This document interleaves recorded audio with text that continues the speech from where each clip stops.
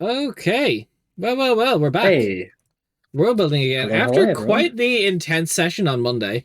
Um, Yeah, but it feels weird just being back here, the two of us, after all of that, because Monday just that was gone a was very kind of involved. intense. Yeah, no, it was. It was very intense from everyone as well, like not just one or two characters. Yeah, A well, like, very, I even got to play some pretty cool stuff, and we got to have a pretty interesting comment again. We're meant to be yeah, world building today, as per usual, but we're gonna take a I little think we will break bit at the discuss. start. We always take a little bit of a time to discuss at the start, kind of just like, our feelings and Yeah, how the previous Monday went, and bro, what a session! what a session. I mean, I think this is the first time you've ever actually played a old god in the flesh that's not just like a weakened version like the Dawn Launcher, but an actual one that's able to manifest properly. Like this is the first time that we've ever had that Yeah, interaction. it's How did that feel to be able to pull oh, off so good. like Look, you specifically and the Iron have such a history back leading all the way yeah. back to like 2019, like Oh no, look, even like maybe end of 2018. my very first Like, character in this world was linked to the Eye of Ruin. yeah, you were a hexblade to him, of course. A Yeah, warlock still, naturally. naturally. Lasted about 4 sessions before I died, but you know, Bro, that really just like it was the epitome of like why you should fudge rolls as a DM in early levels because you just got onslaughted by goblins. it was just goblin archers, just all of them focusing fire on me. I'm like, okay, cool. Yeah. But it was more you were the only one to step forward and like you literally just got like Well, it's because I had the first turn, and I can't remember what spell I cast, but I spiked really high on the damage for it, and ended up like one-shotting their leader basically. mm. Um, It was something like and so shatter, they I would think. just yeah, it was no, actually it was Mind Spike. It was Mind Spike. It was Yeah, Mind Spike.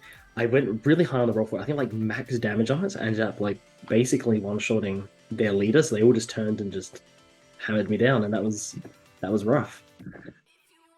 no, but I think I even got like a couple nat 20s in there as well. So it was like Mm, it really just hammered home, like especially lower levels. Like I can throw my hands up. I fudge rolls at lower levels. I very rarely of course. nowadays crit at lower levels. I don't crit until like level 3, or if I crit, I roll Yeah. like oh shucks, minimum damage. You Um, don't really want to like TPK to level one party, you know?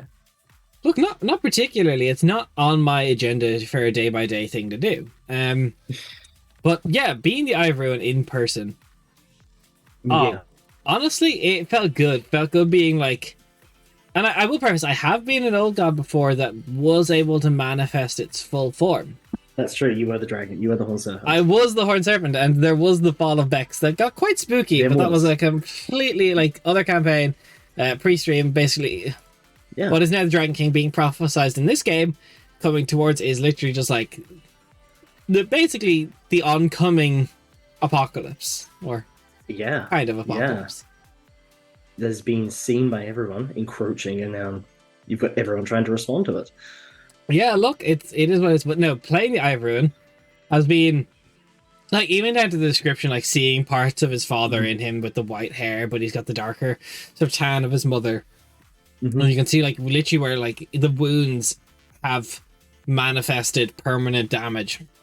Like the eye patch, Yeah. like the in his true form with the scarring down his ribs and the kind Mm-hmm. of this you can see the traces of the bloody dame while he kind of is like this tall thing where originally he was like tall centaur like draconic creature with a sun instead of a head. Now on top of Mm-hmm. that sun there's like a toothy maw of blood that pulls out from the sun, Mm-hmm. which is Which like is kind of it makes sense why he doesn't want to appear in that form because it's so scarred, so twisted by the it's bloody so dame. corrupted by the bloody dame. And it's Mm-hmm. it's especially when you Well, consider that those 8 arms used to hold like two great swords and like a bow. yeah. Like, Yeah. And with mm, like weapons with the power to kill gods. yeah, literally has killed his brothers, killed his friends. Like, Yeah. Um, it's not nothing. which I just thought was just a very interesting depiction of him as well, because on the other side of the world, he's still very much viewed as a god of warriors, a god of soldiers, people fighting, very much that type of war, god of war Yeah, image of him. and a very sort of corrupted view of him during the War of the Gods. Whereas now he's changed; he's become much more like his father in that aspect, like much more wise and contemplative of Yeah, everything. look, God, I told you, I can't remember the name. I'd be surprised you can put off. I told you the name of the brother he killed, didn't I? Yes. Let me just find it one sec, actually, I, because I do I, have it. I have it somewhere, but I just can't pull it off a rip. It is. Da-da-da-da-da-da. Um, Um, it was. Oh, that's right. En oh yeah, I En didn't. He didn't have the. I was Verzidil. thinking if he had like the something of something. Um, Oh no, I've only got his actual name. yeah, yeah. But I don't even know where I have that. I have that down somewhere. Ooh, because I don't know that. Um. Oh, it's Enverizadan. Enveriz Yeah, Adin. En Verzidil. Yeah. But yeah, so he literally killed his brother. Like one of the actually the eldest brother technically. I believe it was the firstborn. Oh, okay. Um.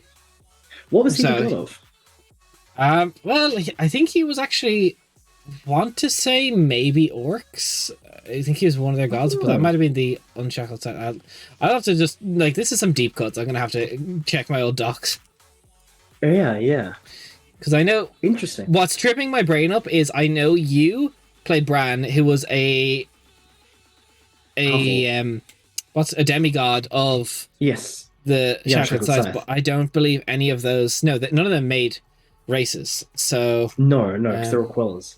yeah. So Besides actually, yeah, the his gemstone heart. Besides the gemstone Enverizadin heart. was yeah by the gemstone. Besides, but that was they were kind of bred as warriors to begin with. Yeah, no, Yeah. he was actually the god of orcs.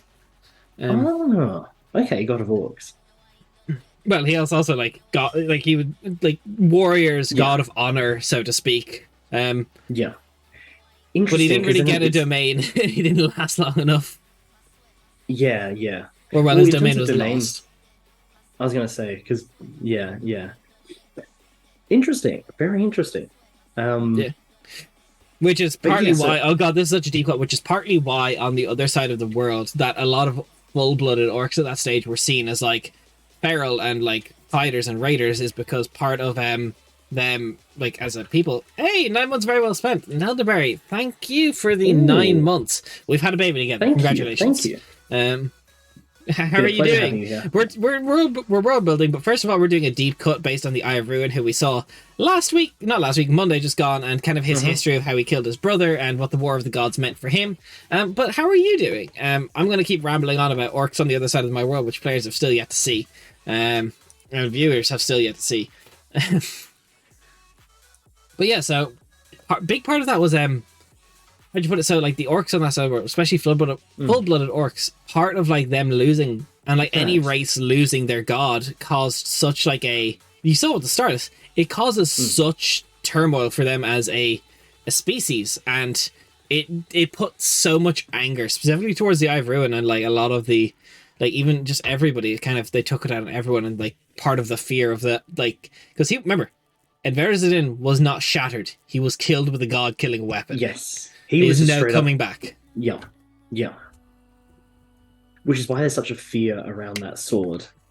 Yeah, there is. But he was the firstborn of the Dawn Watcher and the Matron of the Woods. He was actually, technically speaking, the first of the newborn gods.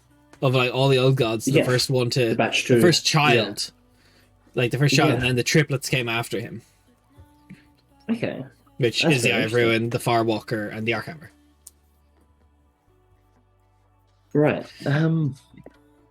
That's So actually yeah, interesting. getting to play the Eye of Ruin, I fucking loved it, and I loved the description. Like he begins to walk away, but as he gets further away, he does not Yeah. get any smaller.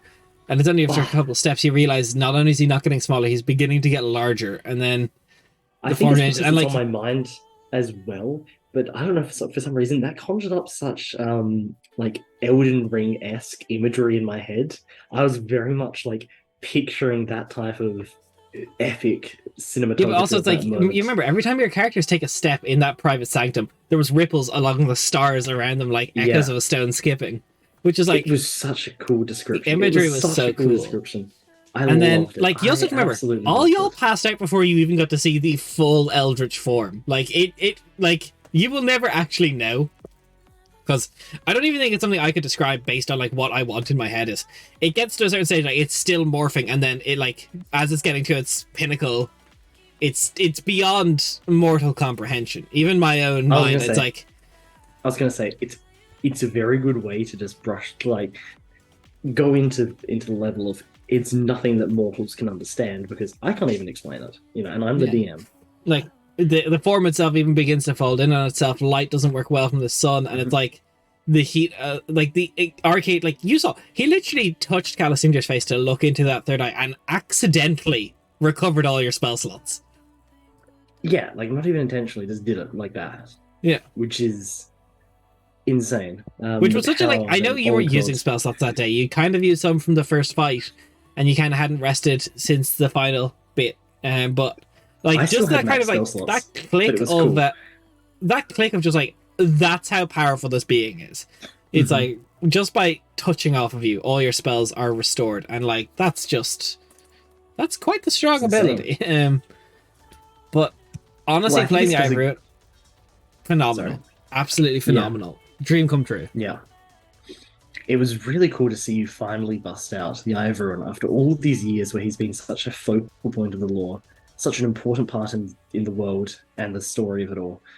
And finally getting to actually meet him. God, he may actually be like one of, if not the most important characters in our world's history, like full stop, because the War of Gods doesn't happen without him. It's like, he's quintessential to the story, and the world would be an utterly different place if he had never been corrupted by the Bloody Dame. Yeah, we'd have a lot more gods, first of all. First of all, yeah. And probably we'd have a lot more gods, and the dragon, like, even then you see, like, you literally saw parts of the Void Dragon off of him, and like even just a like I know it's a wild kind of like thing, but like the liminal Drake is part of like his own magic, like, which also can we just take like a quick honorable mention to talk about the liminal Drake? I fucking loved that. That is such a cool fucking monster. That is such a cool monster. Like, not of my own design. It's from Cobalt Press. I think it's from their Tome of Beasts. Hey Kyle, how are you doing? Hey Kyle. But like when it starts flying at Mercestial, and then it's just like its liminal nature makes it so it doesn't quite work and just phases through Mercestial to go for Jarnvir. It's just like, what the fuck? It's allowed to do that.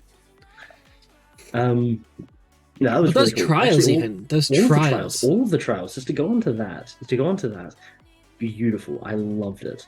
Putting us into, I suppose you could say, combat encounters, but us not having to rely upon combat in order to solve it. Well, you could have. Also, Kyle, bad headache. I'm sorry, buddy. I hope your head feels better. Take some painkiller for it. That's, I suffer from migraines, and I feel you on a spiritual level. Hate to hear it, but hope you're doing well other than that. But yeah, also what I really loved was like, while we're kind of nerding out over the previous session, is like the skill challenge that happened in the middle of a fight with Jarnvir. Yes. Like that, I was desperately trying to think of, when I realized it was a skill challenge, I was like, oh, okay, shit, I need to try and pull out the big guns here and think of what I can get to use. You did beautifully though, like your speech to Irazilic and all, like that was beautiful. Yeah. Also, did you like the way Irazilic was the only one that, like, because he was manifesting with powers of an old god still inside him, he could figure out it was a trial? Like that little bit of like, he's so happy to see you, his soul is like... Because we hadn't really had a chance to talk one-on-one since the session. That was something I wanted to ask you, like, he seemed much more sort of aware of what was going on. Okay, so a small part of Irazilic's soul is actually currently still within Calicindir. It was bound to the shard because he used it so much. So Calicindir taking it literally has part of Irazilic's soul bound within him. So when that part of like another level, it does level of meaning to that, I carry them with me.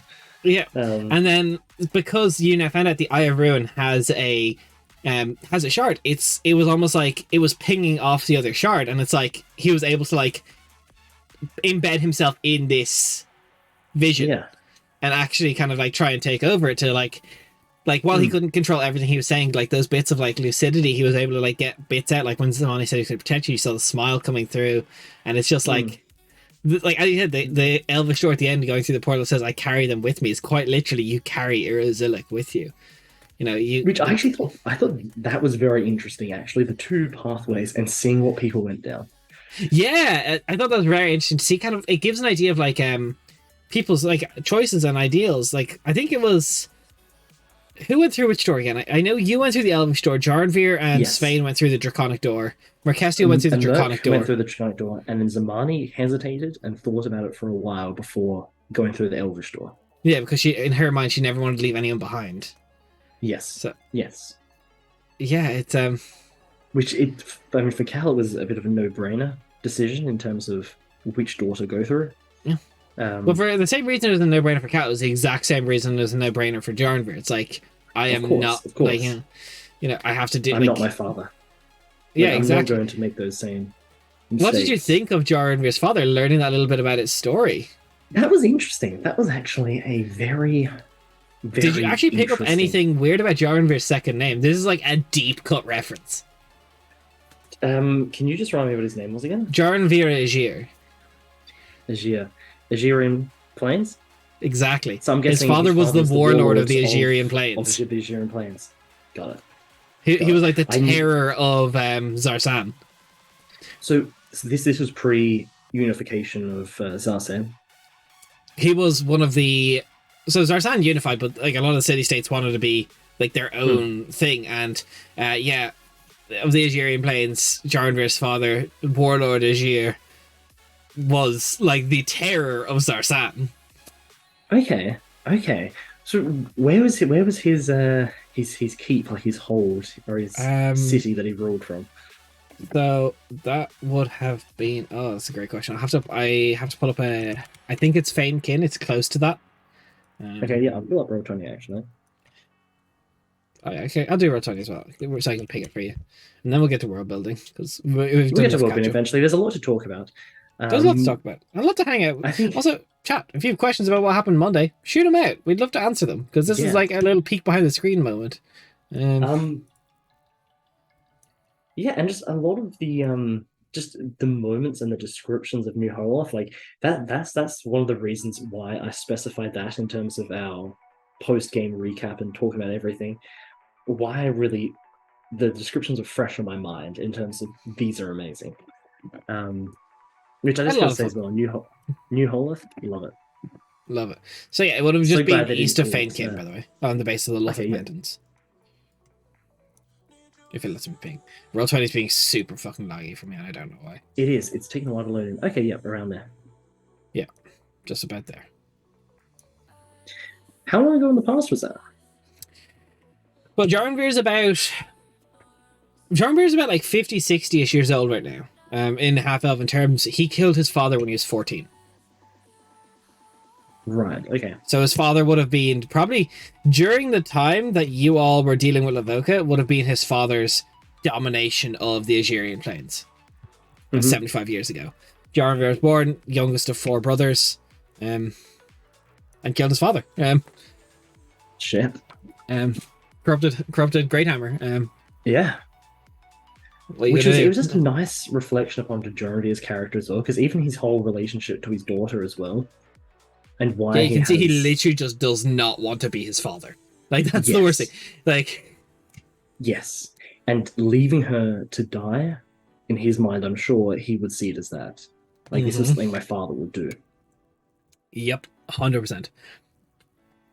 Which is, it even goes into, like, why he's so obsessed with Sapristone and why it became missing. Because, like, removing magic from a field, it's like he could have, looking back in hindsight, saved his father. And yeah. So I'm just curious as well, like, Jarnveer didn't see the Ivorian's true form. No, his vision went blank before that because he was bestowed the knowledge of how to remove Godblight. So he cannot have it. Yeah, that's so, well, you would have seen, your eyes were kind of all fixated on the Ivorian, but after he had, the stars flashed by Jarnveer's eyes, Jarnveer kind of, like, was catatonic, like, just experiencing a couple, like, kind of funky wonky timey-wimey stuff. Like, a couple months of training of how to fix Yeah. Godblight, and In then like a you matter of also, months. yeah, literally he was Mhm. experiencing like months of training. Which is something to just consider is that with us seeing the Ivorin's true form, which first of all, the fact that it like emerged from the stars in the sky almost like Oh, the first time when the sky was above you and you said his father's name and all the stars blinked into one eye, and yes, it was like this that massive thing reminded above you, and just Des like, that just gave me PTSD flashbacks to the Fall of X. but it just shows the actual scope that these beings size wise are on. Which is Like, here's the thing: when the Dragon King invades, if he's confronted by old gods, I don't think that's something that, like, in terms of us or like the people of Quentos, that any of them could ever have expected to witness is beings of that size and power in their true forms clashing. Like, that is horrific. As we've discussed now in our actual streams about the War of the Gods, like, it is to be around them in their true forms as they're fighting, it is apocalyptic. yeah, you're Like, fighting as two mountains above you. You're fighting. You're fighting underneath the legs of a kaiju. But all that humans yes, and humanity can want to do against is an old survive. god is to survive and at worst delay, like using Mhm. 10th level magic, sacrificing like hundreds of people's lives to try and just slow it down. You can't stop it. Yeah, At best, you can slow it.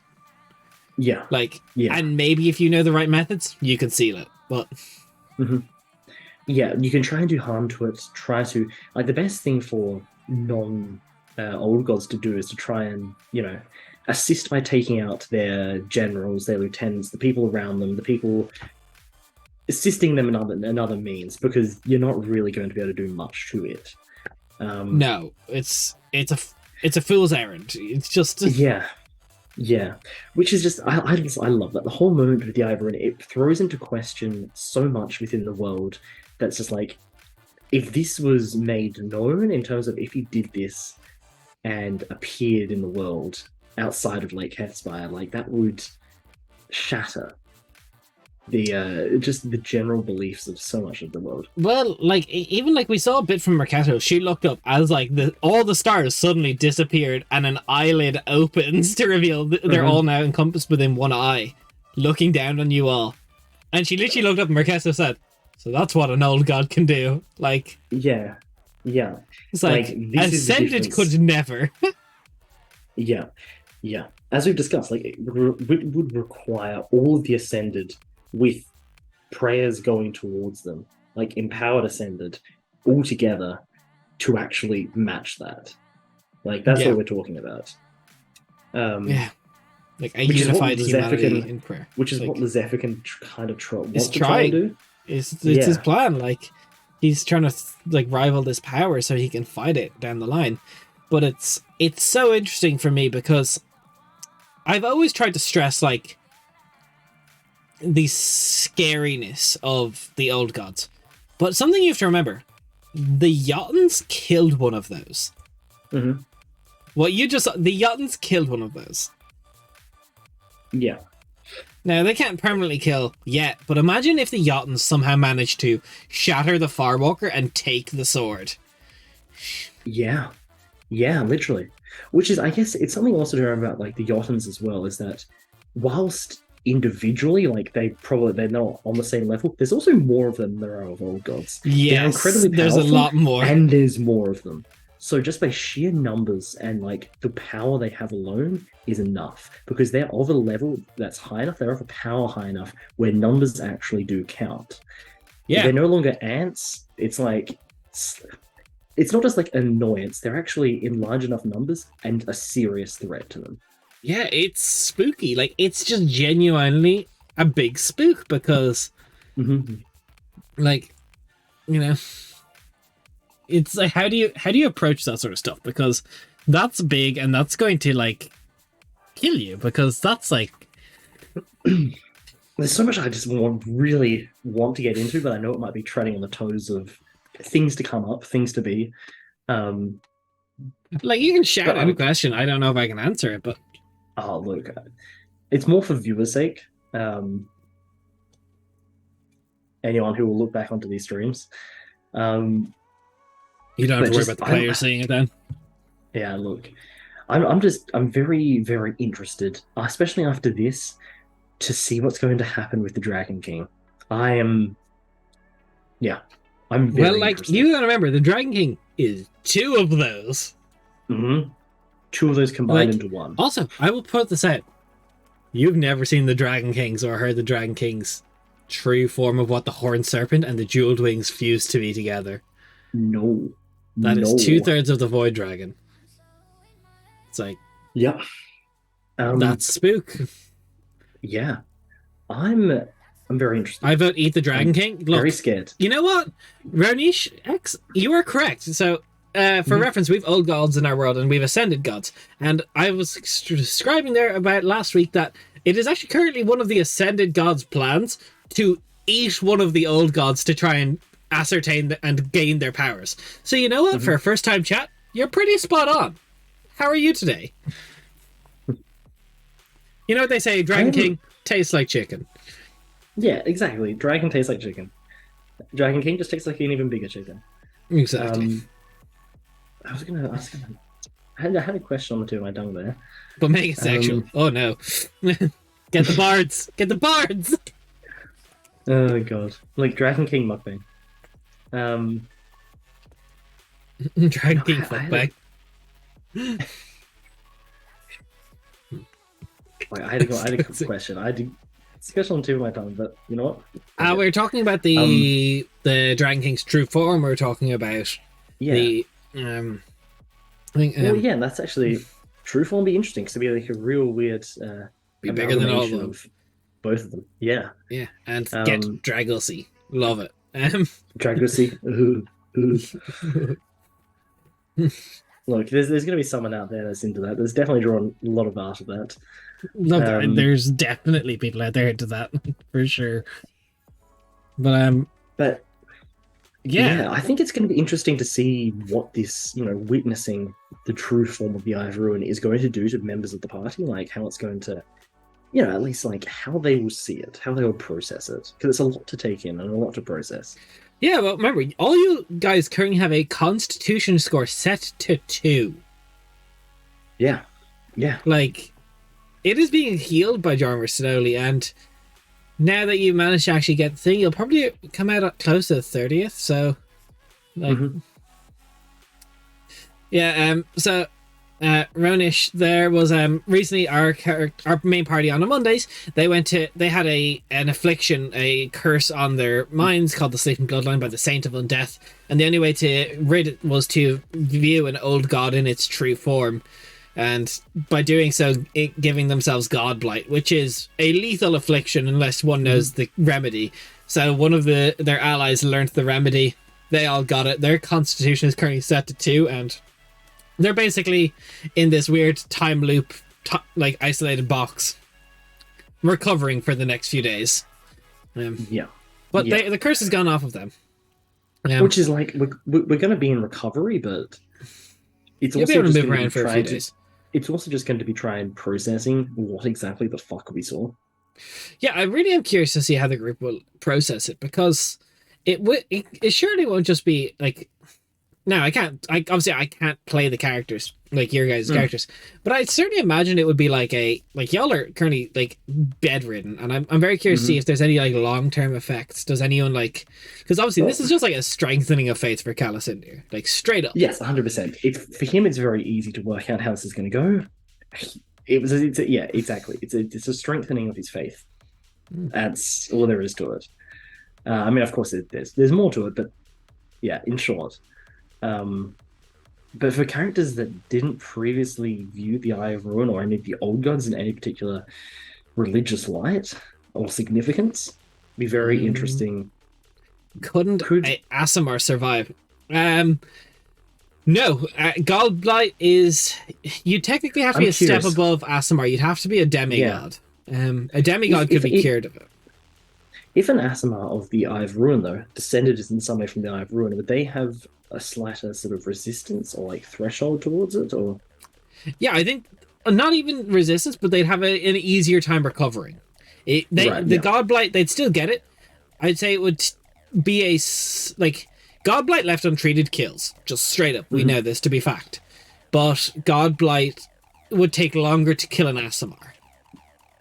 Yes. Because technically, Runish, our old gods, they're not technically gods. They're great eldritch beings of immense power that basically one day decided they wanted to be worshipped.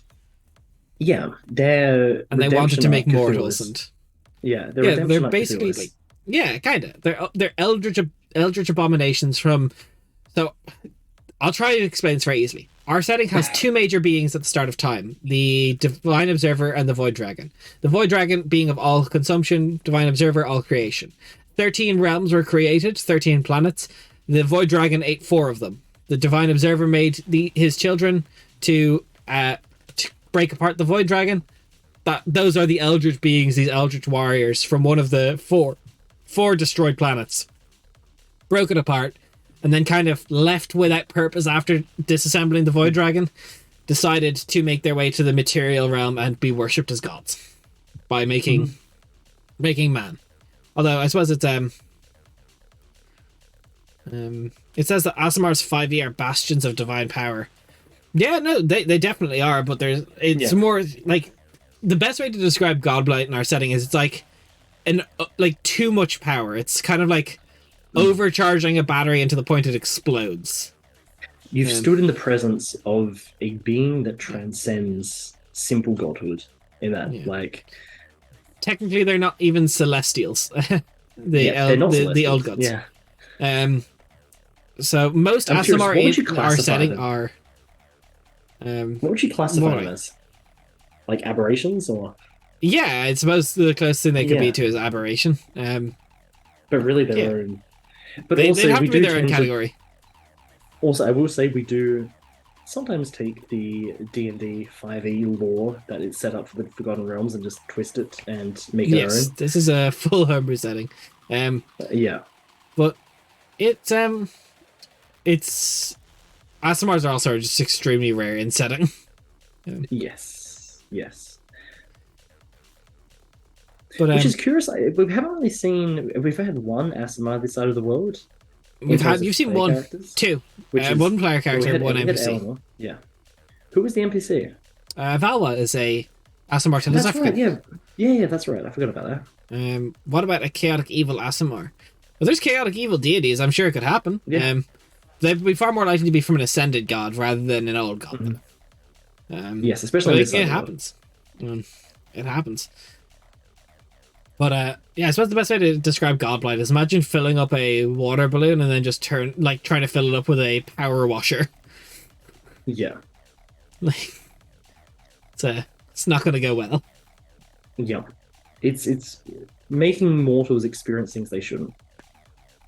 But speaking of old gods though, the Eye of Ruin has a brother that may be quite upset with you guys. Also, yesterday, we're doing our favorite moments. My other favorite bit about myself was my ability to segue a conversation. That was great. That was class. But yes, the Farwalker, the brother to the Eye of Ruin, might be quite upset with what you guys did. He might, although at the same time we did also return the Trident. So do these gods exist outside the outer sphere? I think that's a Forgotten Realms thing. Technically, we don't use the same cosmology as Forgotten Realms. We use an orrery style, so it's quite literally a solar system with 9 planets.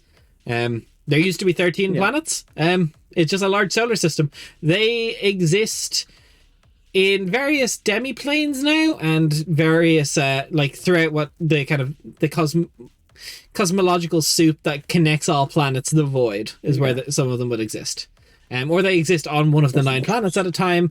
A lot of them currently are separated from their material form and their spiritual form are separated by because there used to be a war between them all and it kind of got quite messy, so they do exist. No, not a world tree. Literally is world tree. I suppose a world tree is. I'm not sure. It's basically like a solar system. It's like our solar system. It's literally a solar system. I think kind of like what Eberron uses. They use planets. Oh, do they? Okay, I never knew that. I think Eberron does. Yeah, I think so. I'm not very familiar with the actual mechanics of the world tree or the or the spheres or whatever it's called. So Starfinder, kind of similar to Starfinder, planets, but you can use magic to teleport to different planets like realms. Yeah, and the planets basically represent different planes. Yeah, the planets are correlated to planes of existence. Like we have the land of fairies for one planet. Yeah. But I don't even think we have all the typical planet, all the realms. We don't. We've selected we've got a select few. But yeah, but yes, more like The Witcher. Yeah, kind of like The Witcher, I suppose. I think. Yeah, that's actually good. I think I don't know much about the cosmological side of The Witcher, but I know like a scraping of knowledge. So kind of, I think, from what my bare knowledge is. Yeah. Kind of the way Siri can travel between planes. Yeah, different planets are different. Yeah, exactly. That's pretty much, I suppose, a very, very good way of describing it. But yeah, thank you for the comparison. That's pretty on point. That is now a much easier way for me to try and explain it to people, because I'm pretty sure Eberron does the same thing, but they only have like 2 planets. But yeah, something like that. But yeah, different planets, different dimensions. Great. Now that I know The Witcher does that, I can say it's kind of like The Witcher world. When people are going to go, The Witcher guys. The Witcher world are like that, and I'm like, yeah, so I see The Witcher world. Yeah, that's a very easy way to explain it. Different planets are different dimensions. Yeah. So magic, like what Siri uses, is how people can traverse the dimensions as well to try and jump between planets. There's also like some of the planets, time works completely differently between ones. Some of them it doesn't work. Exactly. Some of them are basically stuck in time. So it's not exactly, it doesn't exactly work like a solar system. Meanwhile, me making a Gundam Starfinder homebrew. I played a little bit of Starfinder, not nearly enough. Cool. I want to play it more, but I like Starfinder a lot, so that sounds cool. Gundam and Starfinder sound like they can go hand in hand. Yeah. Especially if you use the piloting mechanics there, it's like, yeah, I can have your entire party operating a Gundam. That'd be kind of cool, actually. I'd be curious to see how you did it, like how you're working there, Gundam and Starfinder. One Starfinder game, please. You got it. If you're interested, I hope to have more time off soon. I don't want to talk about it too much, but I will throw together a Starfinder one shot, and I will reach out to you, Nate. Don't worry. But yes. So to go back, the Farwalker. I don't think they're going to be very happy with you guys. Not very happy at all. Because we did return the Trident, or part of the Trident. Yeah, well, that's going to be the next thing. The Eye of Ruin is going to return that to the Farwalker. So we're actually going to see something crazy happen. You know, it's going to be wild. When you guys all get ready to exit out there, the Eye of Ruin is just going to be standing beside you with like his fucking school bag on, be like, all right, I got to go. That's so cute. He's got a little rock ready. Well, I'm really curious though, because if someone... Now I'm just thinking of like a fucking comedy. Just like all the situations the Eye of Ruin's just going to get caught up in trying to cross the world. Like someone tries to fucking mug him and he's like, okay, like... He's like, sure, take my money, take this. Yeah. Don't want to fight. So I have to make mechanic changes to the starships. Also, mobile suits are limited to tiny and small sizes and a single pilot unless specified. Very interesting. This is going to be my shameless Ronish. You should join our Discord. We have a sub-server in there for other systems. I'd be very curious to see how you do it. You can put it in there when you're done. I'd be very, very curious to read how you're going to do it. Yeah. So come on by and hang with us. Being part of our Discord does actually make you canonically cooler than your friends. It's just it's a rule. I don't make them. I'm sorry. So if you're not part of the Discord, you're actually not as cool as your friends. But if you are part of the Discord, you're cooler than your friends. There's never a situation where you can be as cool as each other unless you're both in the server. It's just, I don't make the rules. I just enforce them. Then we just got to live by them. Yeah, look, it is what it is. But yeah, I'm just imagining him roaming, like doing his fucking Obi-Wan Kenobi mind tricks, just to like, you do not want to mug me. People just walking away.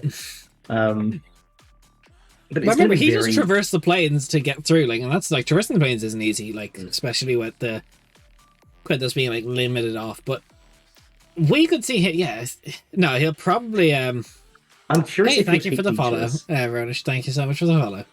I'm curious if he would take detours. No, because he won't go himself. I do joke with that. He will send a follower. He'll probably send Lori. Yeah, that would make sense. That would or make someone from sense. the council. Which even still, I feel like a paladin elf who's a member of the is it Order of the Repentant? She's a shadow fae. Yeah. Yes, Shadowfae. Sorry, not paladin elf. Shadowfae. Is it Order of the Repentant? That's Yes. the monks. Yeah, who's a member of them. Going to see the Firewalker. That hasn't. I don't think has that happened since the Eye of Ruins come across. It happened when the Ivory came across, but that's it. Yeah, that's it. But yeah, no, well, technically, That's going to be a she's meetup. not part of the monastery because she can't swear off violence because she has to protect Hodath. She is technically a war cleric. Ah, right. So, but war cleric wouldn't be right. I suppose it would be. I don't know what domain. She's NPC stats, so it's not exact 1-to-1 translation. Yeah, domain. but a cleric, a cleric. It's cleric to him with proficiency in heavy armor and martial weapons. Yeah. But yeah, so going to meet the Firewalker, that's like a nice little segue across to discussing the settlement, the place, the island. Yeah, Theal, the island, Theal. the volcanic island. So you've done a nice little job for getting this little document ready for us before we joined here today. So the first question I kind of wanted to get into is in terms of Theal before the Firewalker and his followers arrived. I mean, in general, what it was like, but also did it have Jotuns or humanity living on it beforehand, or was it just... So, no, it had nobody. Because Mount Iramin is on Theal, and before the Firewalker came and kind of calmed that bit of it, it was erupting a lot. This volcano, like, there's a time pre-dawn. Like, so timeline is New Dawn, currently 540 New Dawn. In pre-dawn, where it erupted and basically Pompeyed all of Theal as well, and like a significant portion of where like Arvograd would stand got hit by the ash. It was a constantly and very like it is and was still the prime entrance to the bowels of fire that are our fire realm. Underneath Mount Iramin, you have like I think on Quintus it's maybe one of the only entrances of like common entrances to the plane of fire, because it was constantly erupting, and part of why they settled there is because a power of an old god was able to like basically stop it from erupting as much, and when it does erupt can kind of stop it from hitting the city. So the Firewalker kind of said like a big part of it is they didn't want to take land off of anyone from after the 300-year war, and they're like, we don't want to be like conquerors, so they went to somewhere where it wasn't considered habitable and made it habitable. So Renner says, I've changed shields to limbs and Gundarium, adding a brake system to limbs and salvage mechanic that is affected by beating a salvage check D20 plus MS tier, each broken limb times 4 max head, right arm, left legs with a D20 plus engineer mod. That sounds interesting. That sounds very, very interesting. I know very painfully little about Gundam as well. It's like I like mechanical suit go burr, and that's my limit of knowledge. And I play like 2 or 3 games of Starfinder, maybe 4, running it, not playing, I should say. But that sounds really, really cool. Yeah, I'm always interested to see how people adapt things. I just like looking at homebrew. Let's be honest. Yeah. But yeah, so it was pretty much like it was just the volcano made it uninhabitable. Yeah. And I imagine even just like the geysers alone, like there's a lot of natural geysers from like the underground volcanic activity on Theal that they use to power a lot of like their actual city, and like it's just it's a super dangerous fucking place, or was. Yes. So was there much in the way of like natural life there in terms of like trees and animals and stuff like that, or was it very volcanic activity makes the ground very fertile? Volcanic ground is extremely fertile. If it is constantly erupting though, then that isn't conducive. It was like a spattering. You had a lot of salamanders, a lot of like fire elemental creatures that spewed out there that made it. Yeah, like, I was gonna say, I imagine it would be a pretty fantastical place before then, like in terms of the creatures that would have lived there. But you probably would have seen some A lot of fire giants would have been interesting, there actually.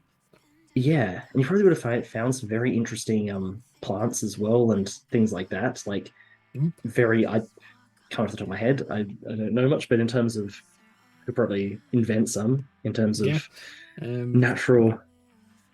So round You know, set, like this. it'd be like this: Tier 2 Zaku with 3 broken limbs would be a salvage check of 19 plus 2 on -3. Then hero D20 with say a +3 engineer mod. Ooh, I Okay, like the idea of salvage checks. That sounds cool to me. Because one thing yeah. I like the starship system in Starfinder, but I thought it had room to improve, off my Hmm. base use of it. But no, so it was a lot of that, and then the Firewalker kind of it's now got like lush forests. It's super fertile, Mm. but it's like yeah, the forests are like a couple hundred years, like 100 or 200 years old now. So like it's had time to heal and rebuild, but also it had a lot of sudden just like influx of magic that was able to like really accelerate the process. Um, but it would have been a lot of like salamanders, fire elementals, basically anything that you can think probably has immunity to fire, you'd find there. Uh, Yeah, yeah. but like, Um, okay. Which then, or I imagine, probably moved closer towards the volcano itself once everything became soothed and whatnot, well, Theal is on or the just coast. straight So up that is the dies. thing. Theal is a coastal city, so they still Yeah. leave some of the natural like what the natural inhabitants sort of around the base of Mount Iramin, but Hmm. overall they did kind of terraform it, you know, bringing it into the more typical natural order that you would imagine from settings, rather than but like below Yeah. within the mountain or like within Mount Irwin, you still get a lot of that. Yeah. Yeah. Which I imagine would make it quite a dangerous place. Like, It's extremely dangerous. hmm. Like there's a few border settlements. Like there's a place called oh God, what's it called Saltstone or something. I ran a little mini series in it before, and Hmm. it's it's not an easy place to live. It's not an easy place to live unless you're within the city. It Yeah. does not So I have guess, a lot of settlements. yeah. So I guess on that note, in terms of when the Firewalker and their followers first arrived, were there any like real dangers that were posed to them, or any like real struggles, or was it a pretty simple process for people? Like, I imagine the Firewalker arrived, soothed the mountain, but like, was there anything that came up during that, or? But look, there was your typical dangers. There was a couple of fire giants that were still wanting the Hmm. war of the 300-year war to continue. There was a couple Yeah. like just innate dangerous creatures like the fire salamanders and such that did not want to give up their land. But it's the power of an old god. It was merely a hand wave. Yes. You know, it Yes. wasn't. He didn't leave it to his followers to clear up. It was just I'll finish this and we'll be done. Yeah. Like it was. And yeah, sorry, the place is called Sourstone. There's one of those. Soundstone. Okay. Yeah, there's a place quite close to it, on the northeastern side. That is a inhabited place, but like the amount of settlements is few and few between. Hmm. It's quite uncommon to live outside of, inside of the area. Um, Yeah. so there are additional salvage checks: DC 18 for power core, DC 16 for weapons, DC 14 for thrusters, and DC 20 plus tier minus broken status for the hull, MS including all the ladder listed. That sounds like it's quite the in-depth system you've got working there. That sounds really cool. Have you played a lot of Starfinder other than this, or is this kind of a new project you're taking on? Because I've not played a lot of it. And I found it difficult even to find players for it at the time when I did. That was like 4 years, 3 years ago, I think. 2 years ago. No, 3 years ago. Um, no, first homebrew. Hey, that's cool. Homebrew Ooh. is very fun and it's a lot of fun. So Yeah. good luck, and I hope it works out. I hope it goes really well for you. I hope Yeah. you. Especially homebrew of that level as well, in terms of how much that involves. Yeah, it's a lot of work. Homebrew is never easy or quick. Hmm. But what can you do? Um, Yeah. It's a cool project. it sounds like a Um. very cool project. Um, so what's So next on our yeah. list of So questions? the next question I have is like in terms of was there anything notable like when the settlers the first few years for them and everything like that? Was it very much just a process of settling down for the first time in all these years that they'd spent traveling over? Yeah, well, Or was no, I there suppose like the first few anything else years that was a lot of happened? like Or unpacking because basically, yes. kind of, I wouldn't have a one-to-one city to give you, but basically, what the Firewalker did is it was like a quick teleport for the Firewalker. His entire thing is literally just Yes. jaunting around the realms. But he took like an entire fucking city with him, basically stuck it in Mhm. a bag of holding and placed it down. So, Yes. like, literally, he once he waved all the like volcanic activity away, it was just like another wave of a hand, and like all these houses, like literally, like you're talking like kind of like Holarth, but it would have literally been almost like a copy paste of another city from the other side of the world, from the War of the Gods that just Mhm. got brought here, and Found. Yeah. it's like now it's everyone being like, okay, let's like, it wasn't a big city. It was like I suppose it's probably more fair to call it like a village or a no, I suppose a small city. But it's kind of like Hmm. those who came over, they kind of knew where their house was. Like everyone who was being brought over, like they brought their things. It wasn't like a super tough pilgrimage for them. Um, Yeah. they were just brought over as settlers, and Okay. like a lot of it. And then it was like, okay, trees are spreading. It's like, how do we expand? The first few years were like a lot of like unfortunate, like painful logistical things of like, okay, we have to set up farmland, we have to set up like logging, we have to set up fisheries, we have to Hmm. set up like a lot of it was like trying to get to know the new neighbors as well and like learning the history of what had just transpired on the surface and being like, Yeah. you know, a lot of like how are we going to interact with these people because we don't understand their struggle, we didn't go through the same struggle, but we also were just coming from the War of the Gods, which in our mind is a lot worse. Yeah. Yeah. Like that's the thing is that for a lot of them, what they had just experienced, this would have been paradise. Like Yeah, a new it's like land the with Jotun's subjugation. It's like you didn't have an old god, so it's like, we're safe. yeah, um, Well, that's the thing is that I imagine that there wouldn't have been much contact in these initial few years. Like it would have no, been, pretty much they would have been isolated on the island, keeping to themselves, just busy setting up their own cities and settlements and what have you. um, we got light MS and GMS for racer, heavy MS and RGM for interceptor, and MSN and Gundam for fighter frames. Also, only GM, RGM Gundams can have Gundarium, where the MS and MSN can't, but they get bonus BP. 10 for tiny, 15 for small, and also, holy shit, 6 ads in a row. Rip ads. Oof, But that being said, God. um, that sounds cool. That's a lot. Like, there's a lot Mm, I just don't understand there because I don't remember Starfighter that well. But that sounds pretty cool. Um, yeah, the first few years out, it was extremely not peaceful. delayed, but peaceful. Yeah, Yeah, peaceful. peaceful. Um, but Okay. it was a But lot of just like trying to figure out how their new home fits in here. yeah, You're working your butt up. yeah, It seems like you're working your butt off for this shit. It's in depth, and I'm very curious to see what the final product looks like. Um, yeah. And I hope you've got some players that are ready to try it out and test it. yeah, um, equally excited. As always. Yeah.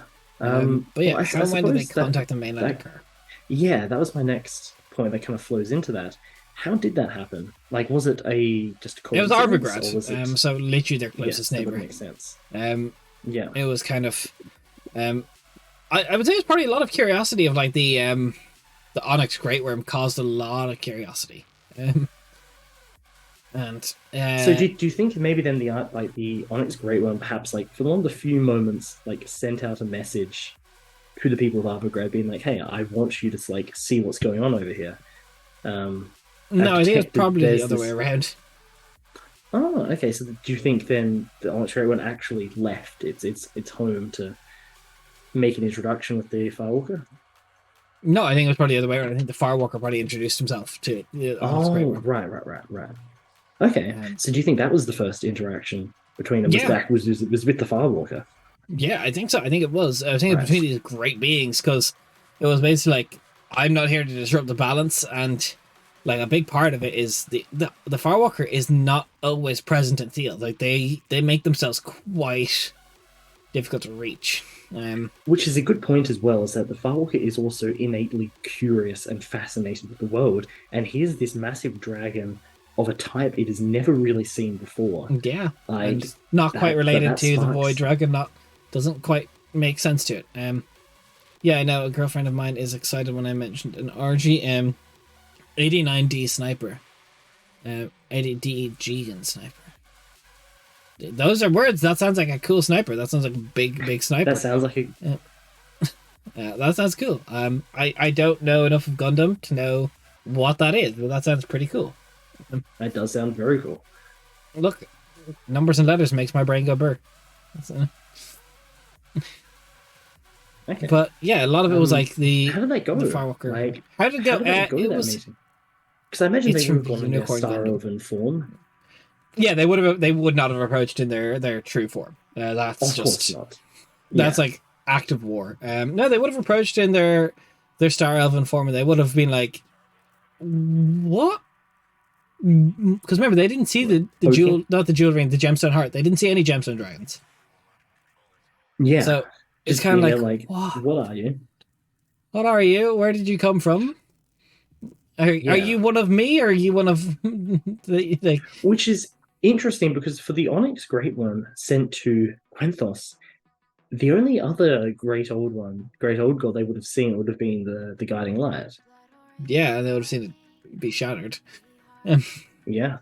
Yeah. So like they would only have a very small like part in their memory of what this thing is.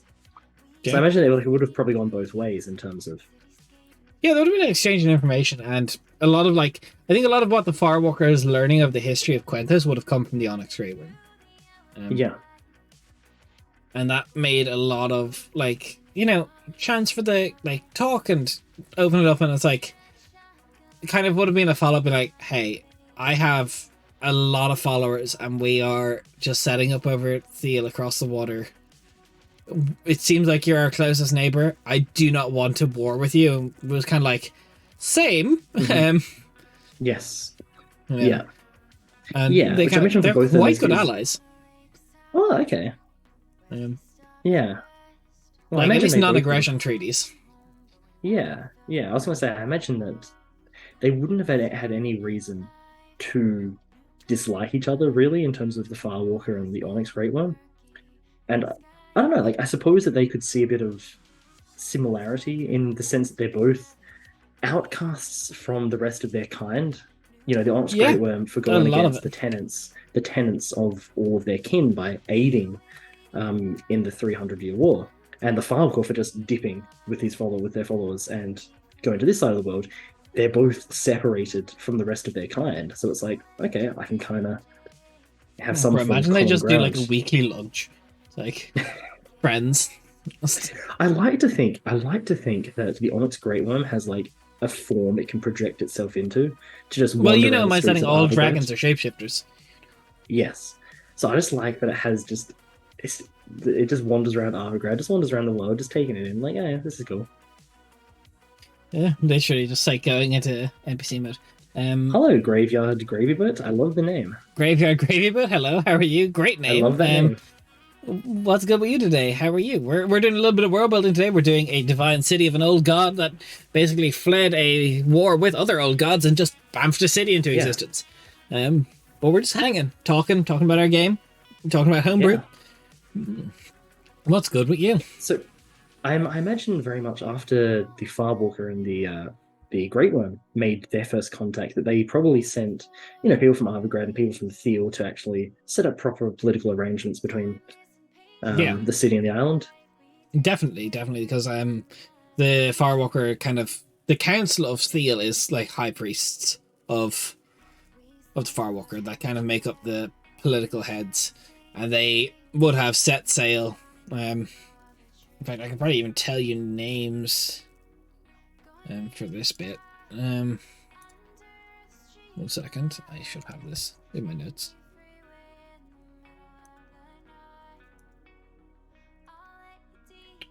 Where am I gone?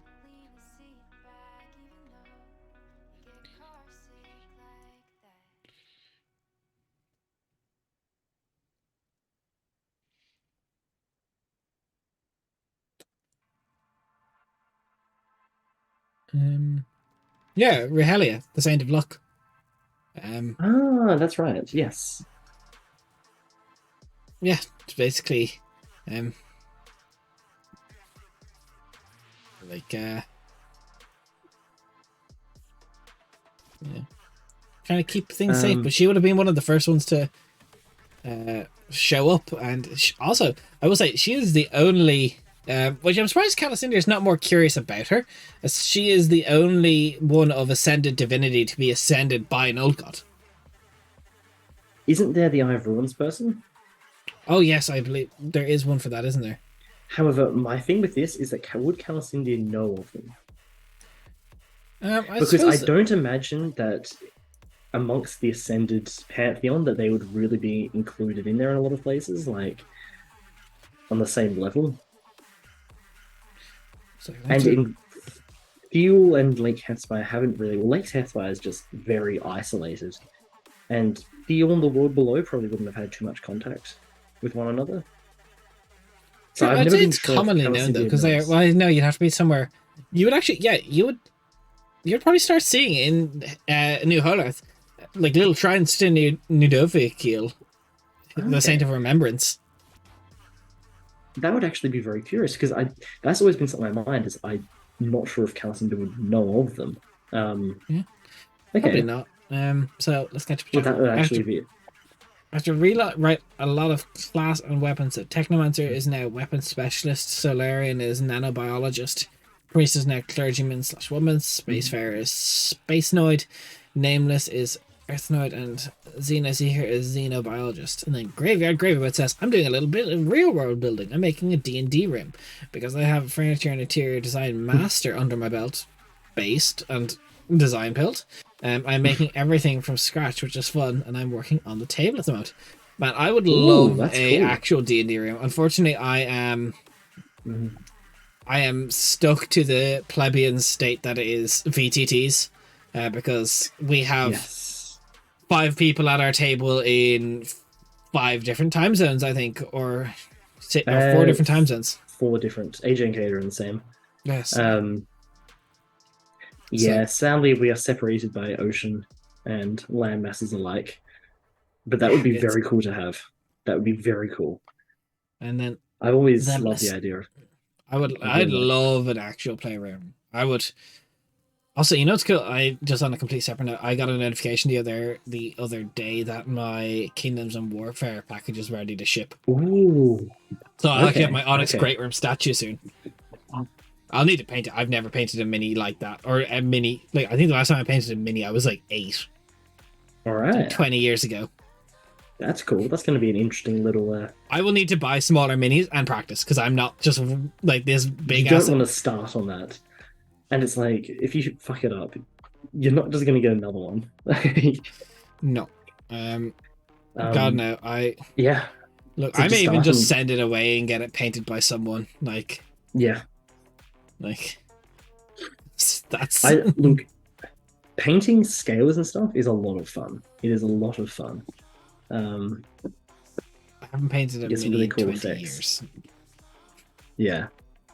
But that's going to be really cool once you get that full set. Yeah, look. And once we start digging into those rules a bit.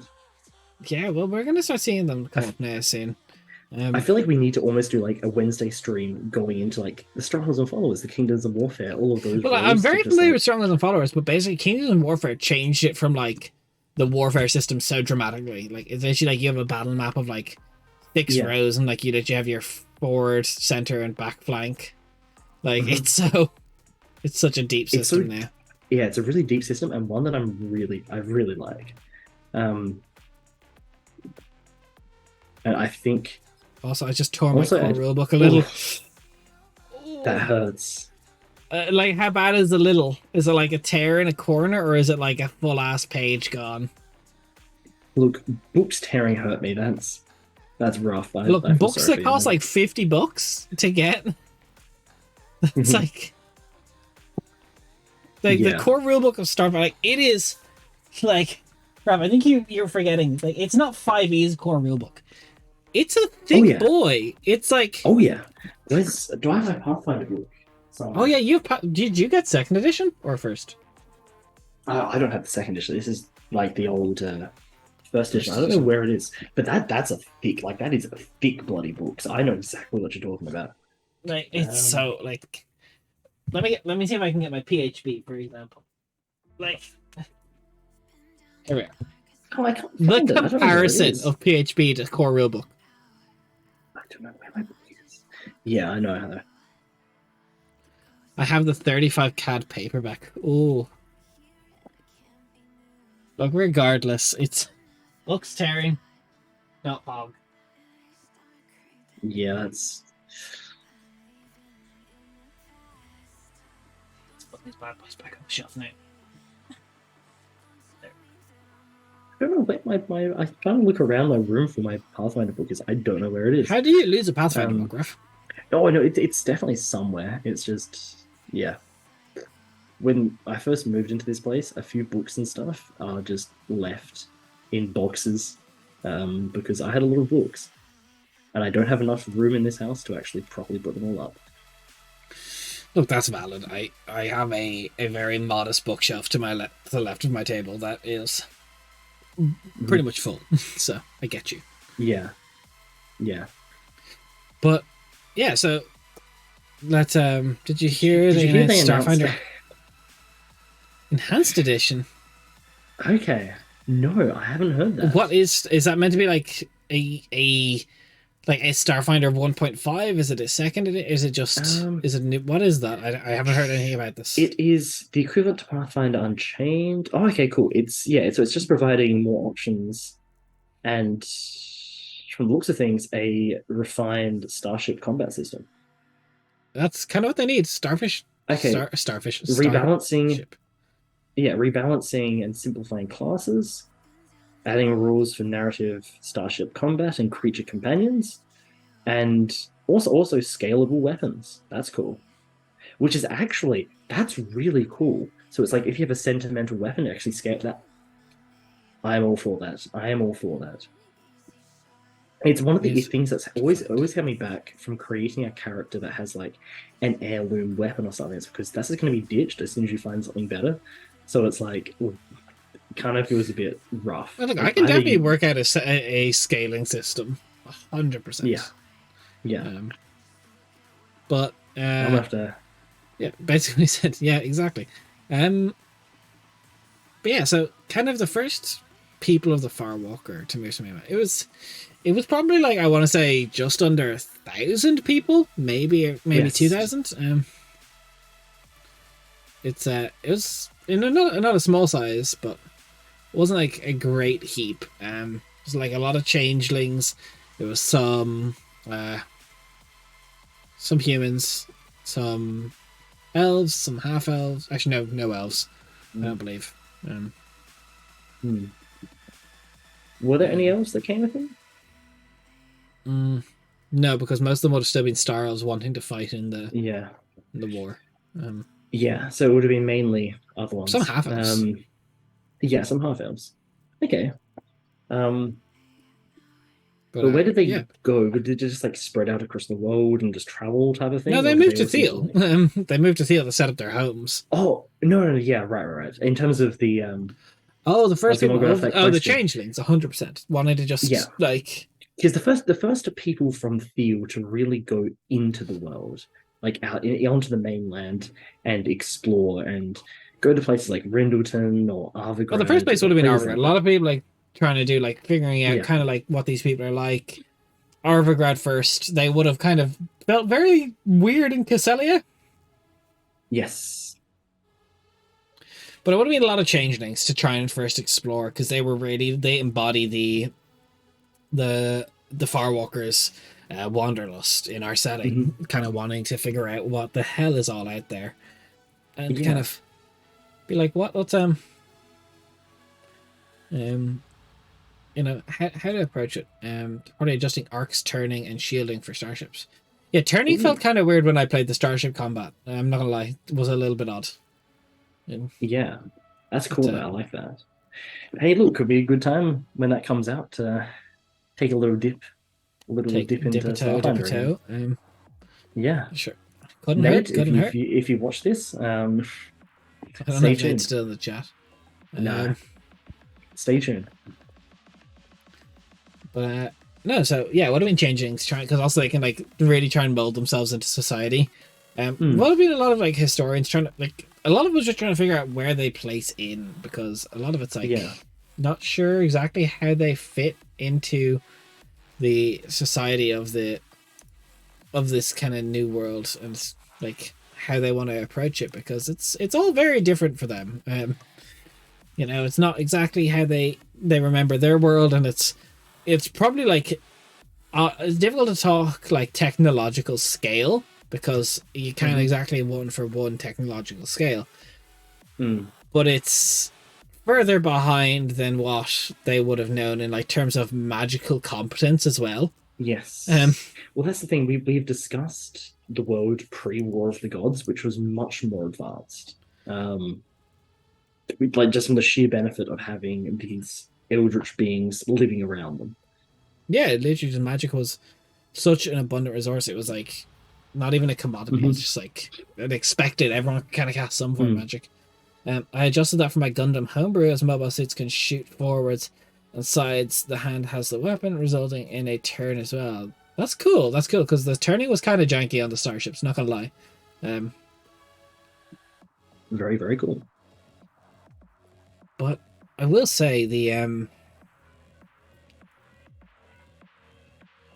oh, what was I gonna say? Yeah, kind of a lot of it was like no like great arcanists really came over with the Hmm. Farwalker because a lot of that was like they were fighting. A lot of the great arcanists were like trying to defend their homes Well, because well, that's the thing. Like, I imagine a lot of people that were fleeing were people that were ultimately too powerless to do anything and just seeking a yeah, safe haven.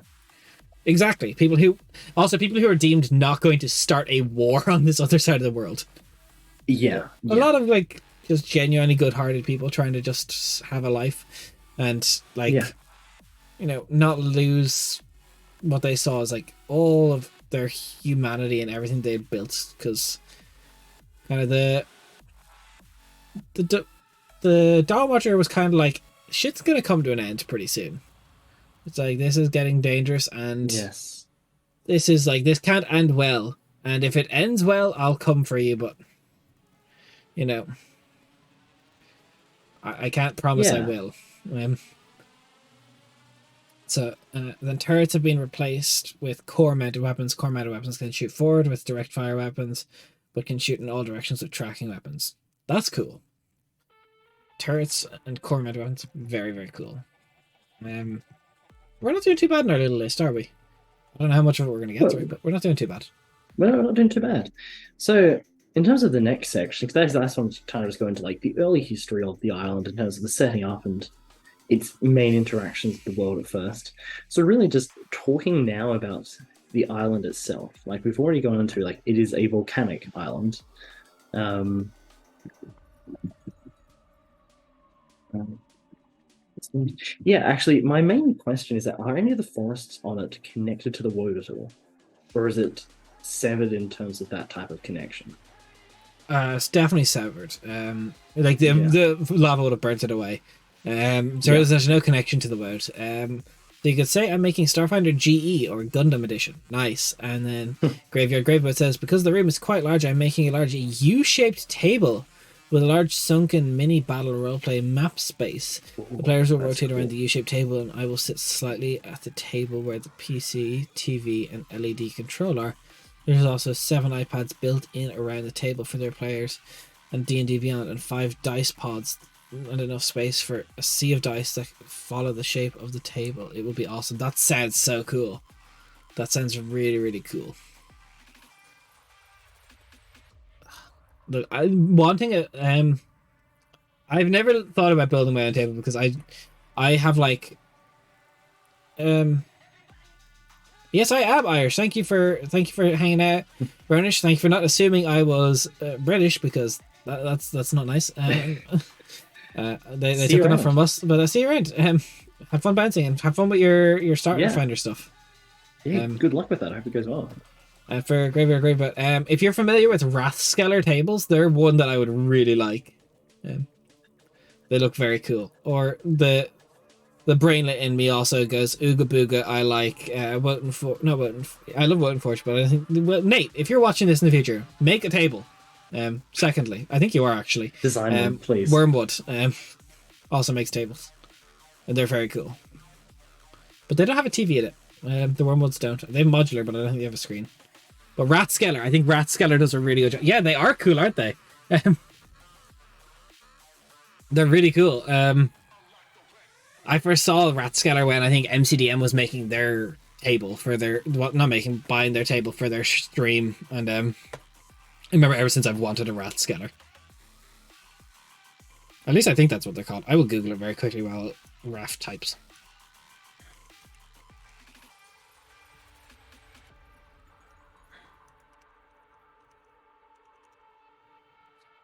Yeah, Rathskeller. Yeah, Rathskellers. Yeah. They're very cool. I remember us looking at them at one stage. I just can't. I'm surprised I was able to pull that name off Rape.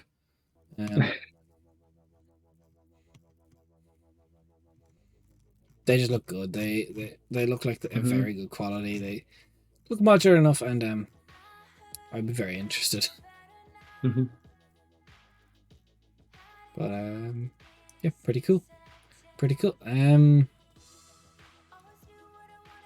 What's next? So what are the greatest level of development, general level of built roads across like just in terms of how much have they developed the landmass? Like, have they built like a lot of farms? Have they built roads connecting different settlements? Like, is it a very well developed island outside of the main cities? Or yeah, is it still absolutely. largely... On the western side, a lot.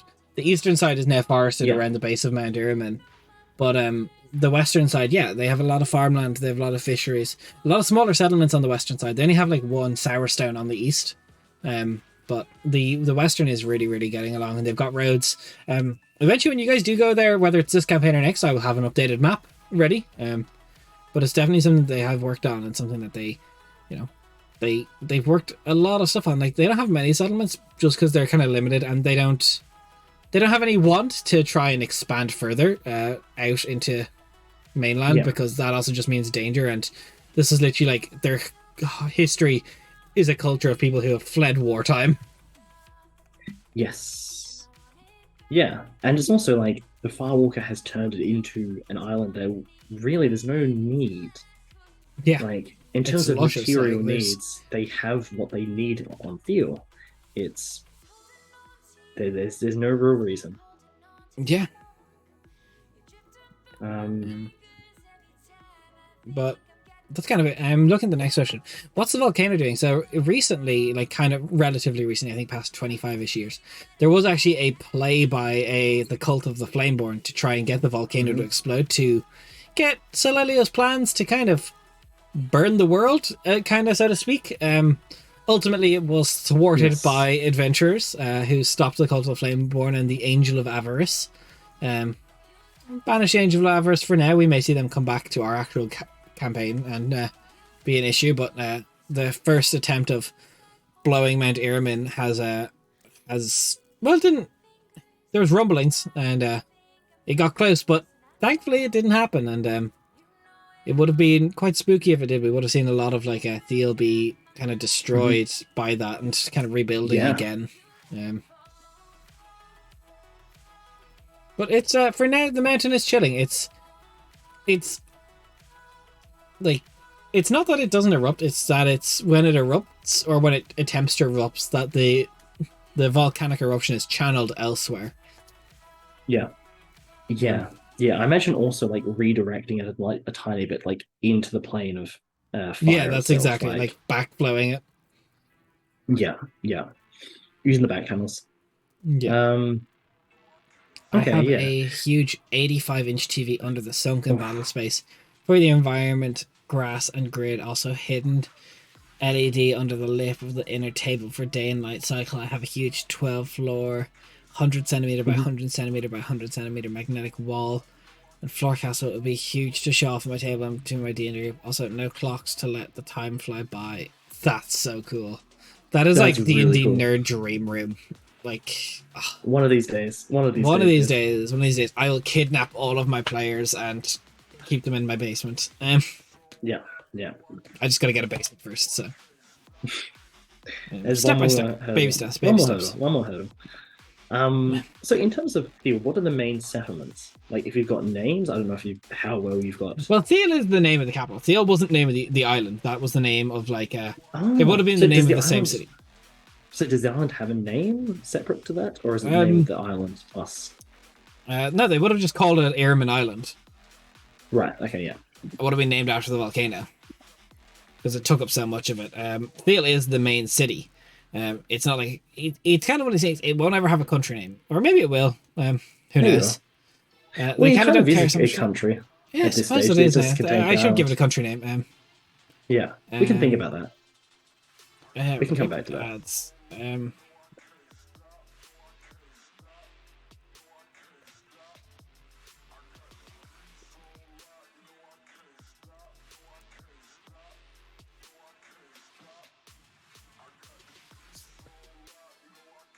But yeah, there's like smaller settlements. Theal would actually be the one-to-one name of kind of like what New Hodorth was. Theal was a city back in the War of the Gods time.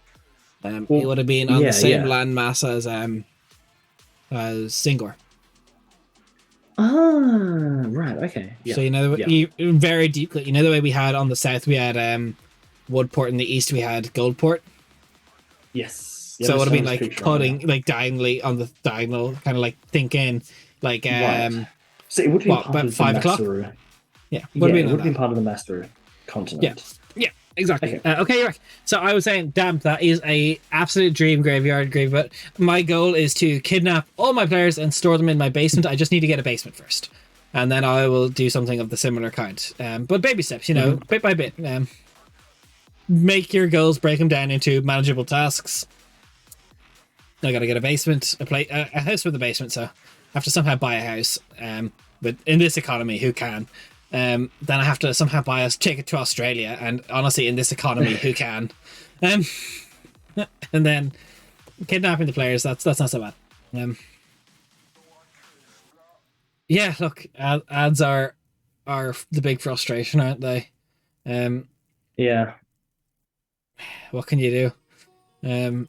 Twitch will run them regardless of what you do, and still give us an awful cut. But we love you, Twitch. Don't fuck us. Yes, please. Don't say it. Don't say it. You'll don't criticize them. They could be watching. Yeah. They'll smite us down. We're too small to get smited. But yeah, so where are we at? So Theal is the major city of the landmass. Is there like any information about the city or anything like of note about it that you have, or like in what regard? Is there some specific bit you're curious on? Because like, it's a large capital city. It's kind of like what you'd expect. It was 1,000 people, like it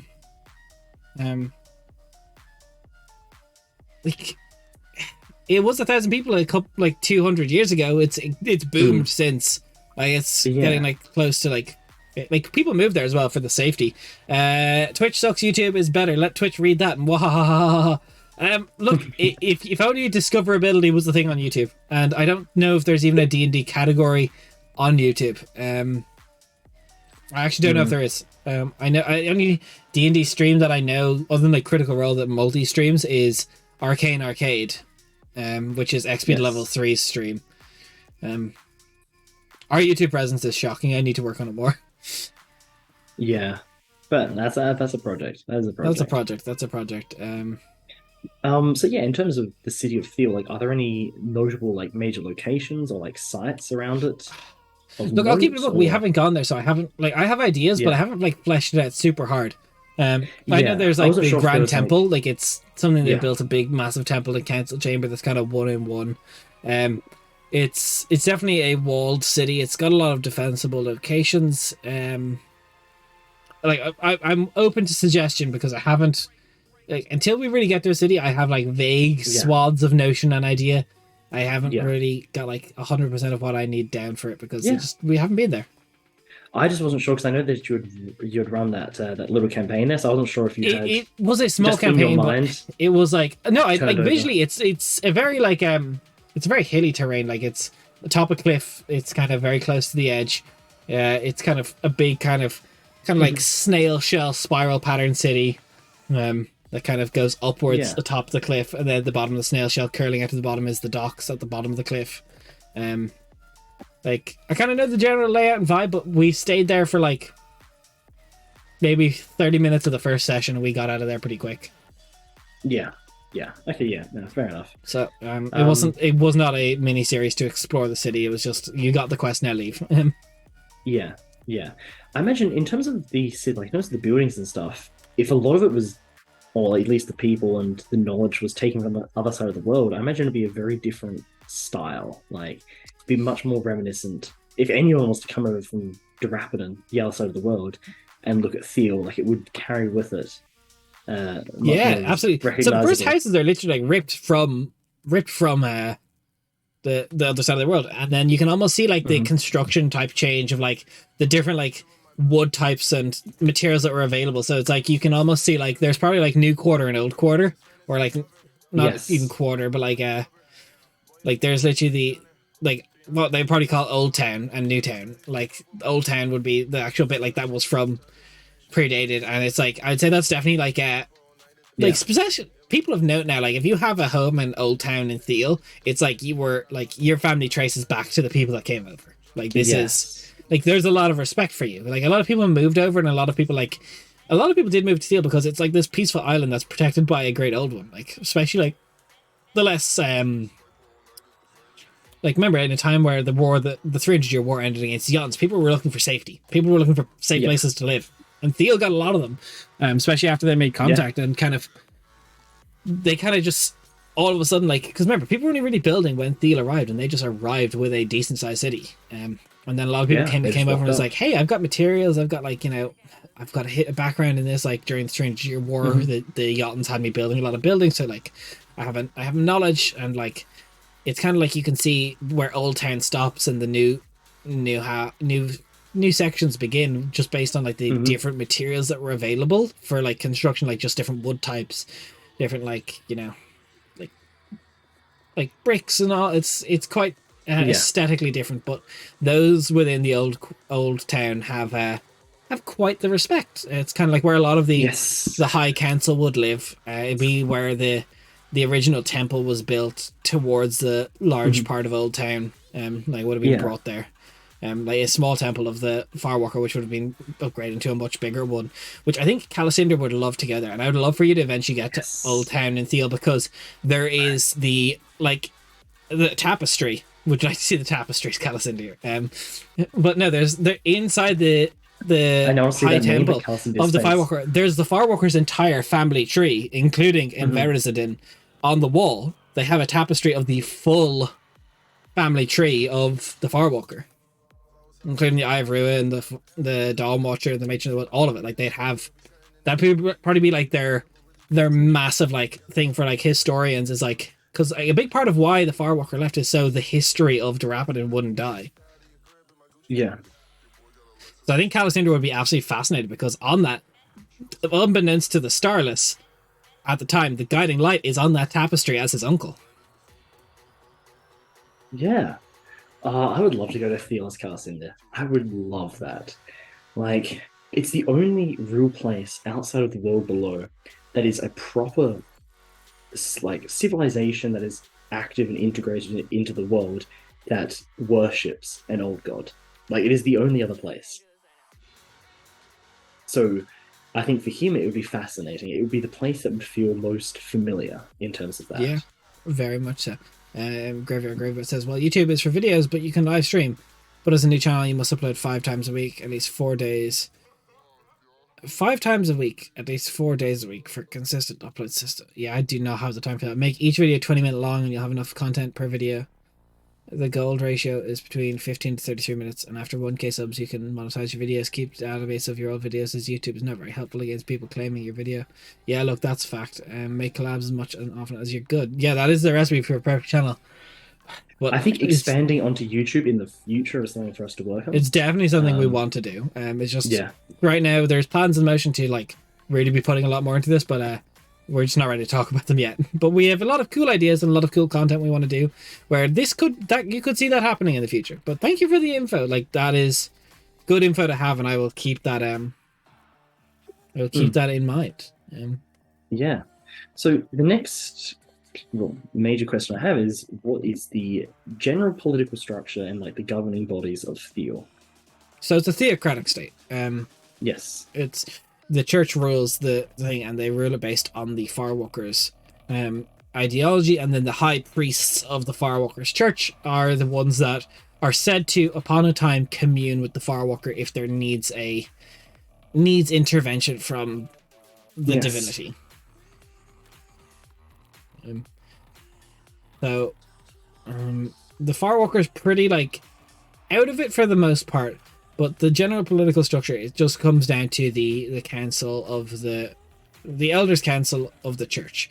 So there's a lot of like paladins and clerics on that, people that have either glean power or such, but it's very much so like the head priests aren't so much decided directly by the Firewalker as they are people who've put enough time into the church.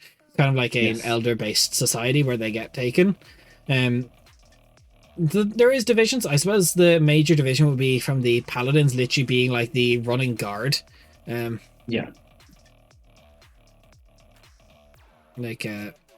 it's pretty out there for like their division, but it wouldn't be like a tense division, more so like the paladins kind of know what needs to be done, and they would train. Not all of the guards would be paladins, but the paladins would train the guards. And then Graveyard says, the best thing to do is avoid 1 hour long videos before you have 500k. Is that 500k or 5 million subs, and only get found through interaction, like subs and comments. Yeah, look, right now it's just a VOD channel for us. It's just a VOD channel, which is like 4 hour VODs and 2 hour VODs. That's all it is for us. Which probably fucks us for analytics. Oh yeah. Definitely, but have to have somewhere to put them. And see, look, it's something we will get around to, I think. And shorts is the big thing on YouTube now. Yeah. Which shorts as well, like you upload to YouTube, you upload to TikTok, that's 2 birds, 1 stone. Or Instagram Reel as well, all of it. Or Instagram as well, like you can hit a whole lot of things with that. But yeah, so I'm like, is there any real push from certain people within the council and within the society to further involve themselves in the world outside of Theal? Not really, because if they're on the council, they kind of have the tenets of the Firewalker. Of the Firewalker, which is kind of not going for that shit in the first place. Like it's I wouldn't say never, because I think that would be a very interesting game. I think it'd be a very interesting campaign. What Theal trying to push outwards. But they would be very much so seen as someone who's not fit for the council, because that's not what the Firewalker wanted. Yeah, I mean, I could almost see that it would be more of the opposite, people trying to pull back from the world even more. Yeah, there's a lot of like, we should open trade. No, we shouldn't. We're fine by ourselves. Yes. You know, much. It's like there is no war in Ba Sing Se. Yeah. yeah. Somehow doing everything there. It's like, there's nothing happening. There is no one there. As for their foreign relations, their only real allies are Arvigrad.